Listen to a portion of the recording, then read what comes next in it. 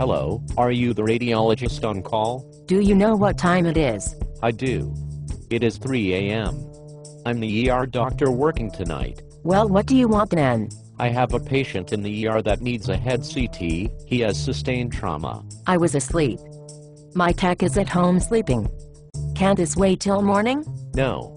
My patient has head trauma. His GCS is declining. He requires an emergent head CT. Let me speak with the neurosurgeon. He isn't here. He wants a head CT before he comes in. I can tell you now it will be normal. You order too many head CTs. Where did you train? Why does that matter right now? I need to know which school teaches their residents to CT everything. You should try diagnosing him with something, rather than relying on me all the time. My patient fell down 20 stairs onto his head. He then got up and fell down 10 more. His head cracked the cement floor. He is covered in blood and will not wake up.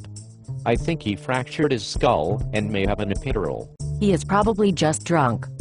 Why don't you observe him overnight, and we will CT him in the morning? He might die before morning. If I called in my tech for every drunk patient at night, I wouldn't have any techs left. Do you want that? No, but I also don't want my patient to die. What did you do before CT scans? Can't you just use your clinical skills? We can scan him in the morning then. CT was invented before I was born.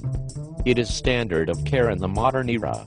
My clinical skills tell me that my patient needs a CT scan. I'm not interested in that.